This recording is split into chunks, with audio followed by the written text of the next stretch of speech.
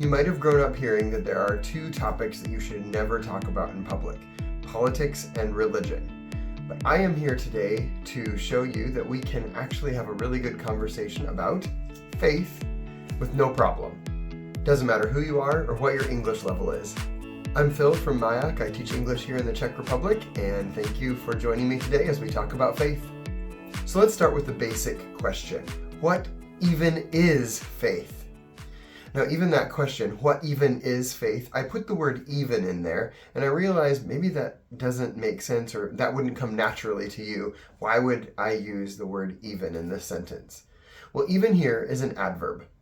It can be used in these kind of situations to talk about something unusual, surprising, unexpected, or extreme. So, a couple of examples. Why would we use the word even like this? Maybe your friend wants you to go on some big adventure with them somewhere, but they don't have any specific plan. And you say, I don't want to go on a trip. I don't want to leave the house. I don't want to eat at a bunch of restaurants. I don't want to go camping. Where would we even go? Where would we even go? Like, we have no other part of the plan, but where would we even go? To put emphasis on it, it shows that it's very extreme. They're saying there's no place that we would even go. Or maybe you have a friend who really likes to watch documentaries, and he watched a really great documentary about worms.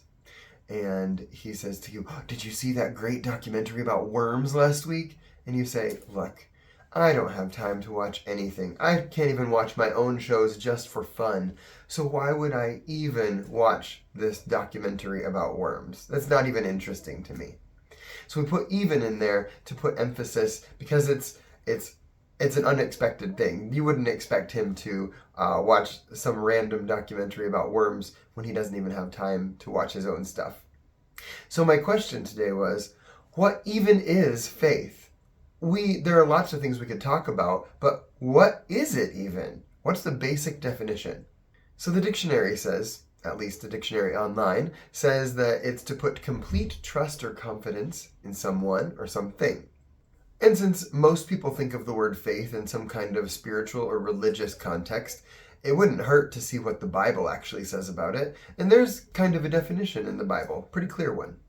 And that is being sure of the things we hope for and believing something is real even if we don't see it.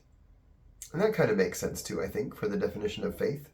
So to start, would you say that you are a faithful person? That could be maybe a kind of difficult question. I mean, I think I am a faithful person. I think I can be trusted. I'm trustworthy. I think I tell the truth often. So I believe I'm a faithful person. But I think other people are the best indicator of this. Do other people see me as being trustworthy, being faithful? Because if other people don't think that I am, maybe I have a little problem inside of me. Other people around us are often the ones that are affected by our faithfulness or our lack of faithfulness. When was the last time you took a leap of faith? Do you know what that means? A leap of faith is something that you do, some action that you take. You feel really strongly about it, but you don't know how that thing will turn out.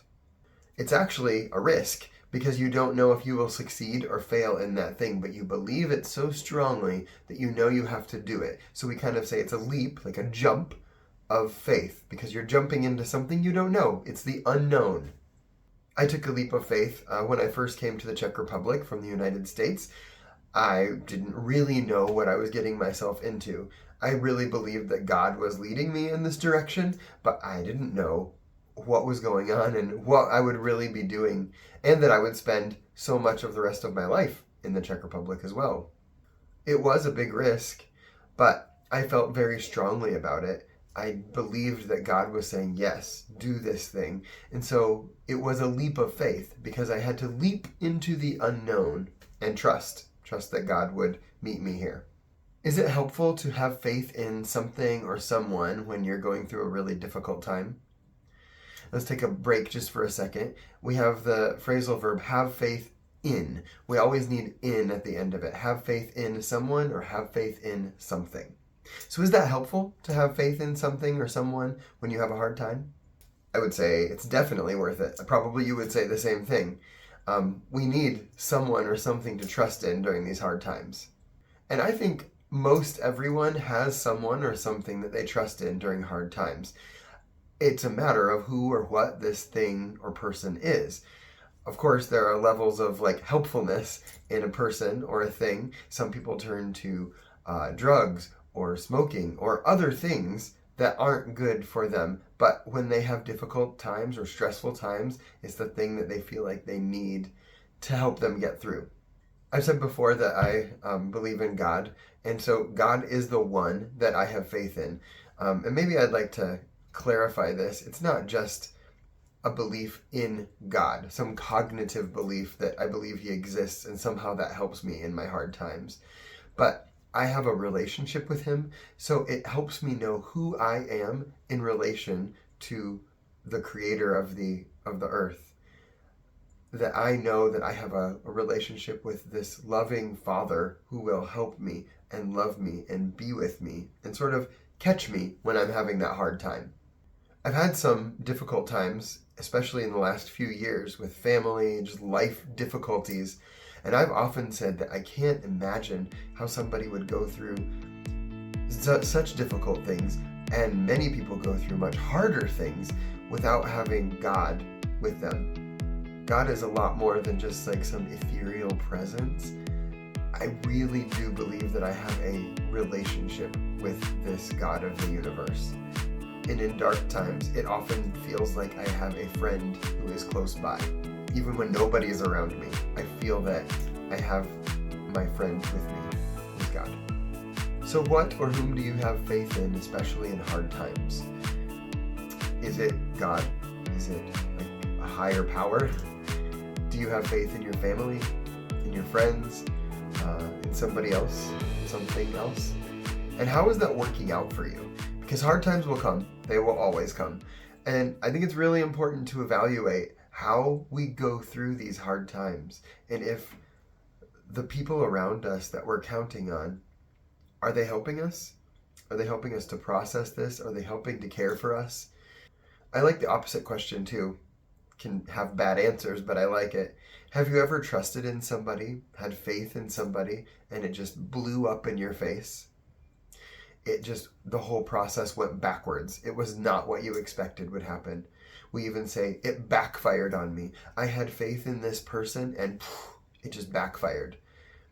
What I'd hoped that they would do, how I hoped they would help me, didn't work out, and it backfired. Do you have faith in the government, wherever you are? Do you have faith in the education system? There are lots of other institutions we could ask this question about, but it's also an interesting question for our communities and our societies. Do we have faith in these institutions, in these bodies, these groups? I don't even know if there's an easy answer to these questions. I don't know if there's a yes or a no. Yes, I trust in the education system. No, I don't trust in the education system. I don't think it really works like that. But it's an interesting question to process. I mean, yes, I believe that the government and educational systems exist. And yes, on some level, of course, we trust them. We use them. We're a part of them on some level. As a teacher, I've been a part of the education system, and I know for the most part, they want the best for students, for children, for teenagers, whoever. They want the best for people. But I also know that these institutions are run by people, imperfect people. So this process, this situation will not always be perfect. And I do trust them. I trust the government, I trust educational systems, any of these institutions. But at the same time, as much as I trust them, I have to use my head.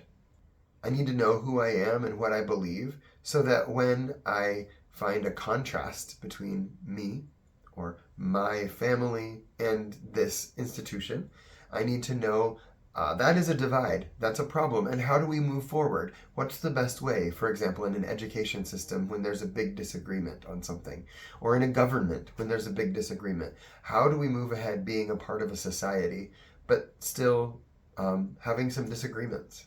I know there are some people in some countries that trust so much in the government. They believe that the government will be the thing to turn society's problems around, whatever they see as society's problems, and they're trusting in the government to do this, or a certain part of the government, or a certain candidate.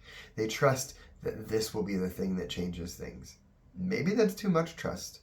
But I also know people in other places that distrust the government so much and believe that the government can't make any good changes in their lives. Everything they do is a big problem.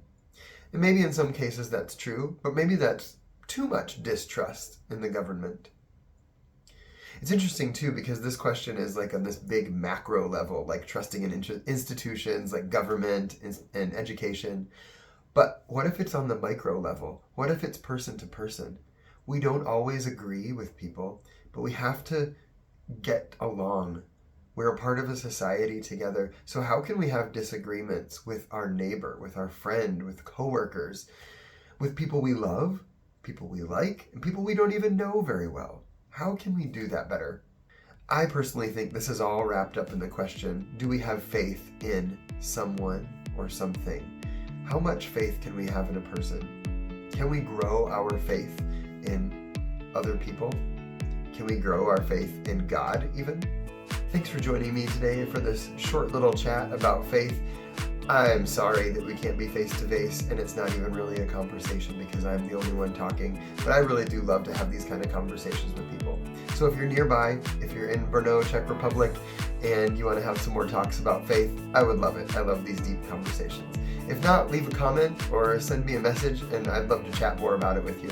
Thanks for joining me. I hope this has offered some help and hope on your English journey today.